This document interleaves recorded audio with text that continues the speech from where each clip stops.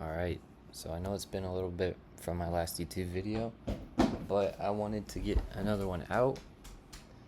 One that I've been planning for a while and I had some other plans for, but they got delayed. Um, but anyway, this is about mechanical versus discretionary versus mechanical discretionary models. So I'll write those down here. So mech versus discretionary mech versus, well, I guess I should say true mech versus discretionary versus models, I guess you could say. Okay, so I'll probably just dive right into it. I want to say a couple things. A true mechanical model, so let's say you want to like join someone's mentorship, right, or something, and they tell you they trade a mechanical model. The difference between a true mechanical model and a discretionary mechanical model is this. A true mechanical is something that's the same every time.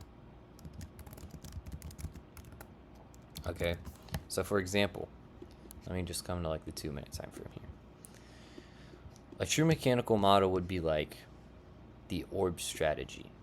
Okay, for example, I would say that's a fairly true mechanical model because you're following the exact same rules every single time. So we have a high and a low of the 15-minute open. Very classic strategy. I don't personally believe it has any edge over the market over a long period of time. Okay, so like, look, we literally have the same time every single day. We are having these levels be broken. So you could enter a trade here, which stops here. Let's show you, just get like a nice trade there. There's just a good one right here. This is a example of a true mechanical model because you're placing your lines at the exact same time every single day. There's nothing that ever, like, there's nothing to influence this to not happen. Does that make sense? There's nothing to stop this from happening every single day. Okay? And that's what I think people don't understand because of the fact that this is going to happen every single day no matter what. I'll do like a little, I guess, sneak peek here into a discretionary mechanical model is something where you'd be like, okay, I wait for a 5 minute fair value gap. So I'll just draw one here because I see one right here. Followed by a 1 minute inverse fair value gap out of it. Let's just say that. Okay, so it looks like there's one right here. Right. So here's an example of this trade. The reason that this is not a mechanical model is because see how this one plays out like this, whereas another 5 minute one might actually hit full TP. And there's a difference between that because every single 5 minute like fair value gap is going to have different values inside of it. There's no possible way that a 5 minute fair value gap is the exact same as any other fair value gap that has ever been made in the market. Okay? And I guess like a way to put this is, I don't know, it's a little fun fact. A Rubik's Cube has more possible moves in it than there is grains of grains of sand in the world, including deserts and beaches and all that. So take that into perspective. You can look that up. Some people don't believe me when I say that, but that's what Google says, and I heard it somewhere on like a TV show. So the reason why I say that is because if there is a little Rubik's Cube that has more possibilities, why would you think that every single 5 minute fair value gap is the exact same every time? Because there's different people buying and selling in these 5 minute fair value gaps. I'm just using fair value gaps as an example. They're completely different every single time. This fair value gap maybe has, let's say, 3,335 sellers. This fair value gap might only have 1,255, right? Whatever it is, minus the buyers and sellers. I guarantee you that there's not a single fair value gap that has ever been printed in the market's history that is the exact same as another one. So why would you expect them to make the exact same moves as they always do? That is something that is mechanical discretionary. The reason that some people are profitable with 5 minute fair value gap and then continued into a 1 minute inverse value gap is based off their discretion. That is a mechanical discretionary model, because if you trade it the same as someone else, you will probably not get, sorry, I accidentally clicked on my messages, but they are not going to be the same ever. So I don't know why you would expect them to be making the exact same moves every single time. Now, I think that should explain it fairly well. Okay, a discretionary model is something that is same, but not always same outcome. It will always be different. The difference between an orb strategy is, yes, it will always be different, of course, but it is the exact same thing happening every single time. Okay? There is no discretion needed for an orb strategy. You see it happen, you place the trade. For a mechanical discretionary model with a 5-minute, with a 1-minute inverse, they will not always be the same. There will be ones where a very experienced trader will be like, no, this is not going to play out. I'm not going to take this trade. Okay? I'll give another example of a truly mechanical model here. Here's one right here. Okay. Oops. So, oh, wait, hold up. Let me change the settings down here. Okay. Here you can see we're in the 5-minute time frame. All this indicator essentially is doing is marking out the low. Or sorry, I guess this wasn't like the right one. This was the low here. The low is here. The high looks like it would be here. It just moves it up a little bit. Let me change that actually. Okay, it looks like it was just drawing it from this side. That's why I was confused on that.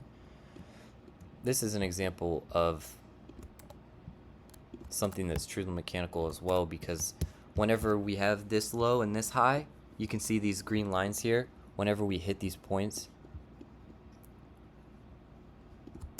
it places a trade. It's like as soon as we hit this price point, it places a trade long. The stop loss is the red line. The blue is the take profit at a 2 risk to reward. This is something that is truly mechanical because it is doing the exact same thing every single day. It is placing this low the exact same day. It is something, I guess, sort of similar to an opening range breakout strategy, you could say. But yeah, it sounds like my dog farted. But here's an example here. This is truly mechanical, and it's just taking fib settings on based off the take profit and stop loss. So there's another one here. Okay, there's another one here. Okay, so that's just an example of another truly mechanical strategy. Another example of like another discretionary model. I think that 5-minute one was probably good enough, but you could say a discretionary model is some confluences. So whatever confluences you have that are not always going to be the same, like I said. So a Fibonacci retracement, for example, here we have this high to this low, and then we have a Fibonacci retracement. So that's one of my mechanical discretionary model. And then let's just say inside of that Fibonacci, you need a 1-hour fair value gap. Okay, there's one right here. I'm just using ICT because I feel like people understand ICT the easiest. Okay, and then let's just say you wait for like a 1-minute delta flip. I don't have like order flow in here, or maybe like it has to align with VWAP. Okay, it was a little off there, but I'll just use another inverse value gap for an example. So this would be your trade, right? That is an example of something that is mechanical discretionary because you are looking for the exact same confluences every single time. You are looking for a Fibonacci retracement. You are looking for a specific 1-hour fair value gap. You are looking for a very specific inverse fair value gap. The difference is if you do it on like the flip side, like this, and then let's just say there was a 1-hour fair value gap aligned here, there might be the person that essentially created the model is going to understand that this is not going to play out because of this reason, this reason, this reason. Of course, bias, we are running for this low, so there's no reason to place a long in for this high. Okay, there's no reason to place a long for this high because we know that we're coming from this low off of this trade. That is something that only your discretion has built you. That is something that a mechanical model does not do. There is nothing in a mechanical model that says, "Oh, I'm not going to place this long because we know that we're coming for this low." No, in a mechanical model, it would place the trade no matter what.